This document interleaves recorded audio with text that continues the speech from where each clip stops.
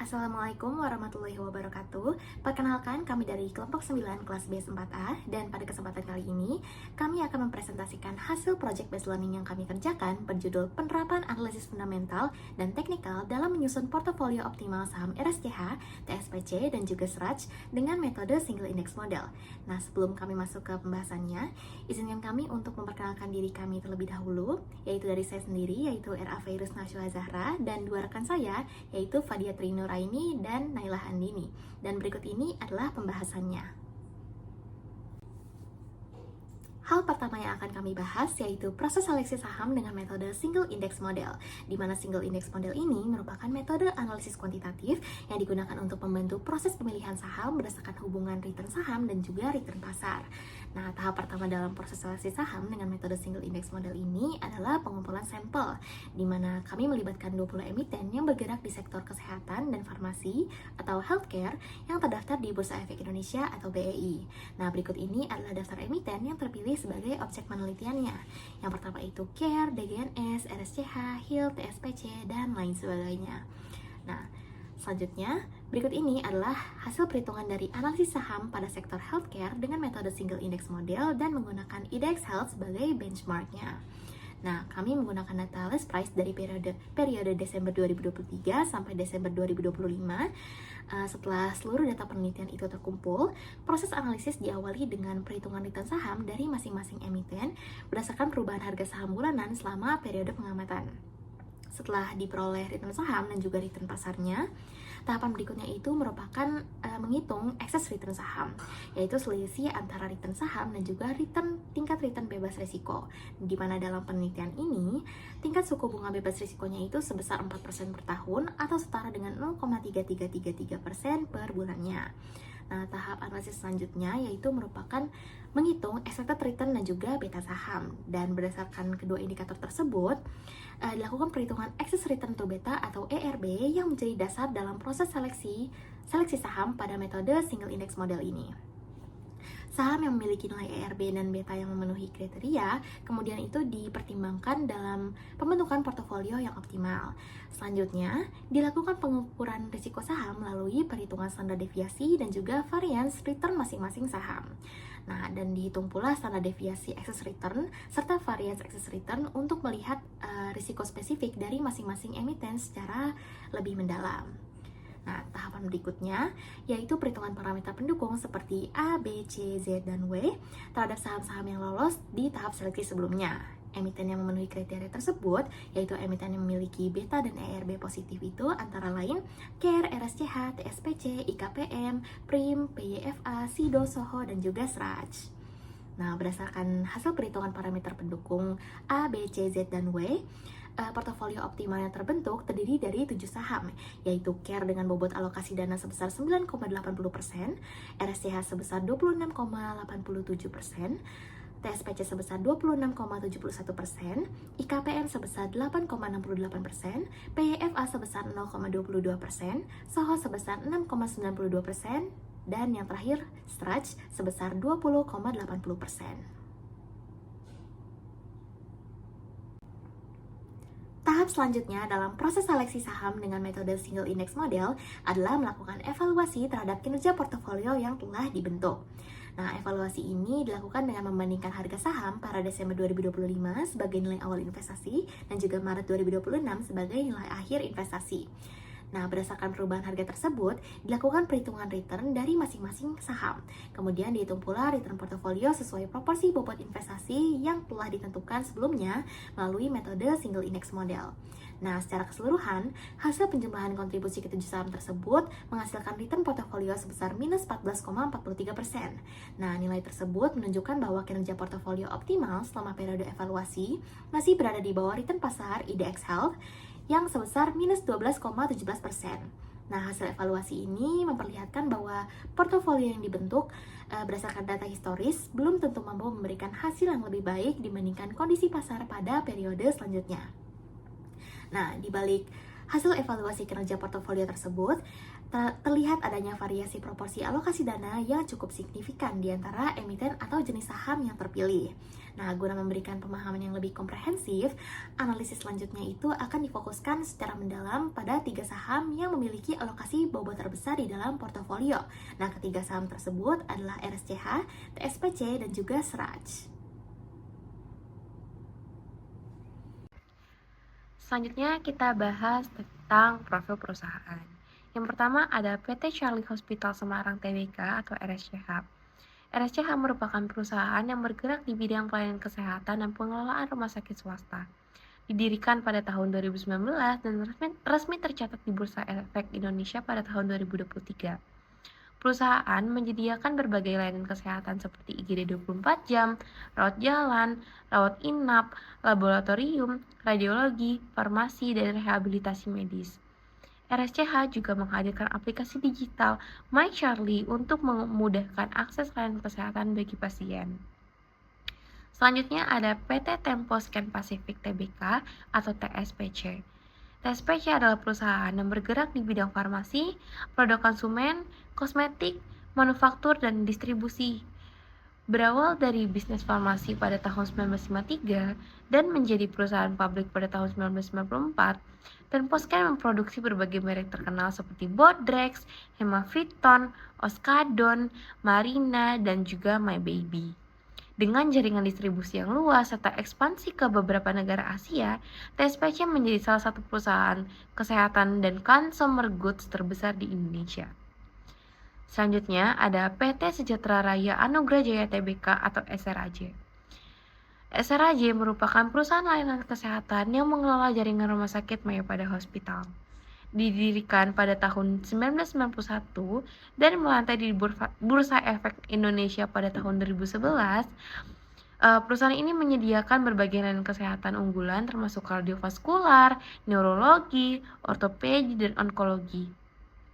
Mayapada Hospital telah beroperasi di berbagai kota besar di Indonesia serta menjalin kerjasama dengan institusi kesehatan dari Singapura untuk meningkatkan kualitas layanan berstandar internasional.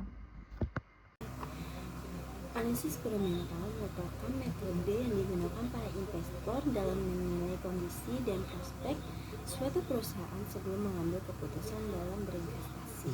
Analisis ini berfokus pada faktor ekonomi, industri, dan kinerja keuangan perusahaan yang dapat mempengaruhi nilai saham. Dalam praktiknya, investor menggunakan berbagai informasi seperti laporan keuangan, kondisi ekonomi makro, serta kebijakan pemerintah untuk menilai potensi pertumbuhan perusahaan. Tujuannya untuk menentukan nilai intrik dalam saham sehingga investor dapat mengetahui apakah suatu saham berada dalam kondisi under value atau over value. Penilaian dapat dilakukan melalui analisis laporan keuangan atau analisis rasio keuangan. Dengan memahami kondisi fundamental perusahaan, investor dapat menilai tingkatan kesehatan perusahaan serta potensi keuntungan dan risiko berinvestasi yang akan dia hadapi nanti. Oleh karena itu, analisis fundamental menjadi salah satu pendekatan paling penting dalam membantu investor mengambil keputusan investasi yang lebih objektif, terukur, serta sesuai dengan prospek perusahaan yang akan datang di masa yang akan datang. Analisis ekonomi makro. Analisis ekonomi makro pada tahun 2025, perekonomian Indonesia menunjukkan perbaikan dibanding tahun 2024 dengan pertumbuhan PDB yang meningkat dari 5,03% menjadi 5,11%. Didukung oleh konsumsi rumah tangga yang tetap kuat serta pertumbuhan ekspor sebesar 7,03%. Nilai PDB atas dasar harga yang berlaku juga naik dari 22 triliun 139 miliar menjadi 23 triliun 821 miliar 100 juta rupiah.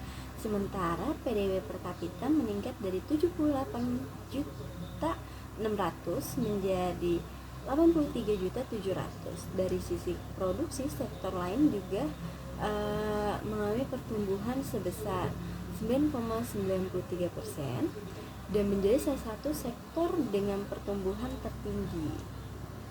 Selain itu, sektor industri pengolahan, perdagangan, serta transportasi dan penggudangan tetap berperan penting dalam mendorong aktivitas ekonomi nasional. Pada aspek ketenagakerjaan, tingkat pengangguran terbuka turun teman-teman dari 4,82% menjadi 4,76%, menunjukkan peningkatan penyerapan tenaga kerja. Sementara itu, inflasi naik dari 2,8% menjadi 3,1%, namun masih berada pada tingkat yang relatif masih terkendali. Secara keseluruhan, kondisi makroekonomi Indonesia pada tahun 2025 ini menunjukkan pertumbuhan yang lebih baik dibandingkan tahun sebelumnya, yang didukung oleh peningkatan aktivitas ekonomi, penurunan pengangguran, serta stabilitas inflasi yang masih dapat terkendali di tahun ini. Baik, selanjutnya adalah analisis industri. Analisis industri dilakukan untuk memahami kondisi sektor usaha, tingkat persaingan, peluang pertumbuhan, dan resiko yang dapat mempengaruhi kinerja perusahaan. Dalam penelitian ini, perusahaan yang kami analisis adalah PT Charlie Hospital Semarang, PT Tempo Scan Pacific, dan PT Sejahtera Raya Anugrah Jaya yang bergerak di sektor kesehatan dan tergabung dalam indeks IDX Health. Pertama adalah RSCH. RSCH beroperasi di industri rumah sakit swasta yang bersifat defensif karena kebutuhan layanan kesehatan yang terus meningkat. Pada periode 2024 sampai 2025, perusahaan mencatat pertumbuhan pendapatan dengan CAGR sekitar 10,7% dari 117,3 miliar menjadi 129,69 miliar. Total aset juga meningkat sekitar 49,4% dari 136,99 miliar menjadi 204,2 miliar, yang menunjukkan adanya ekspansi usaha meskipun masih membukukan rugi bersih sebesar 16,45 miliar pada 2025. Nilai tersebut lebih rendah dibandingkan tahun sebelumnya sehingga mengindikasikan perbaikan kinerja yang operasional.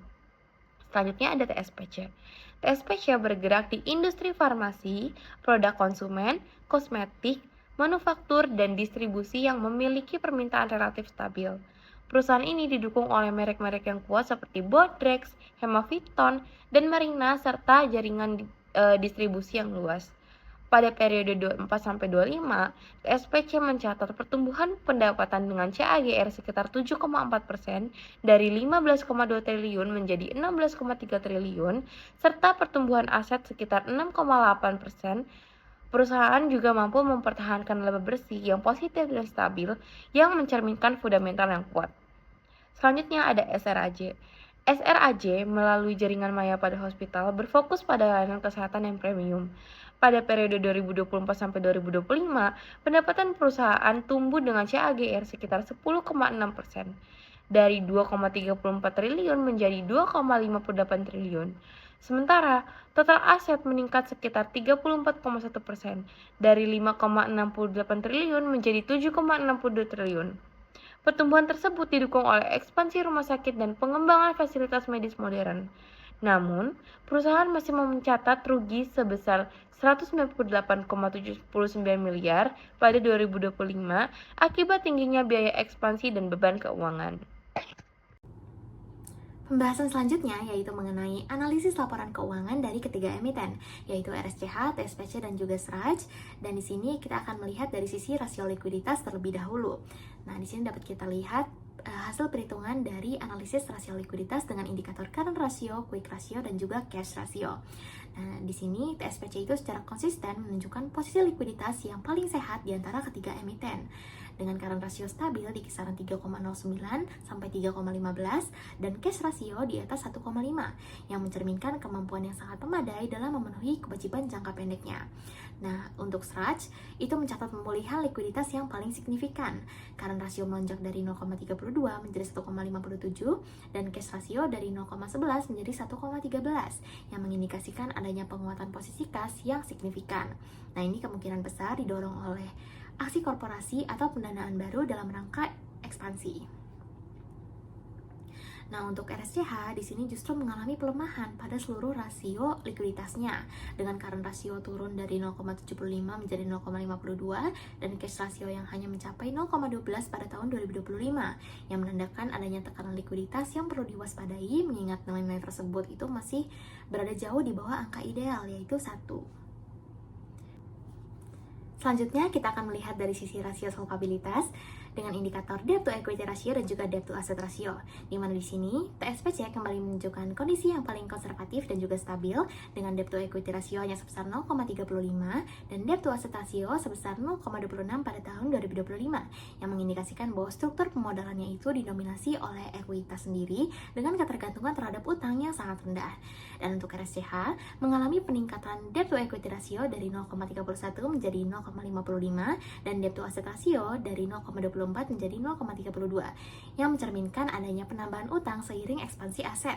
Namun kedua rasio tersebut masih berada pada level yang tergolong aman karena jauh di bawah angka 1. Nah, yang perlu mendapat perhatian serius adalah SRAJ, di mana debt to equity ratio ini melonjak drastis dari 2,1 menjadi 4,71 dan debt to asset ratio dari 0,68 menjadi 0,82, yang menandakan bahwa hampir seluruh aset perusahaan kini dibiayai oleh utang dan beban finansial, sehingga risiko solvabilitas perusahaan ini tergolong tinggi dalam jangka menengah.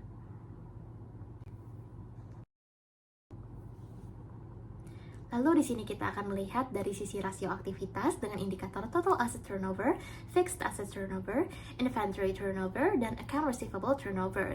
Di mana di sini TSPC kembali menunjukkan kondisi yang paling baik dengan total asset turnover dan fixed asset turnover yang secara konsisten itu berada di atas angka 1, yang mencerminkan kemampuan perusahaan dalam menghasilkan pendapatan yang berlipat-lipat dari basis aset tetap yang dimiliki, didukung pula oleh account receivable turnover yang membaik.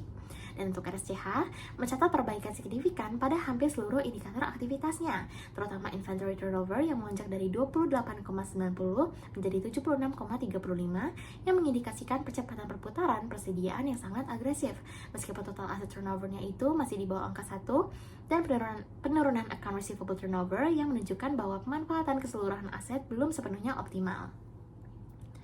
Sementara itu, SRAJ justru mengalami pelemahan pada seluruh rasio aktivitasnya, yang mengindikasikan bahwa ekspansi aset besar-besaran yang dilakukan oleh perusahaan itu belum diimbangi dengan peningkatan produktivitas dan efisiensi operasional yang sebanding.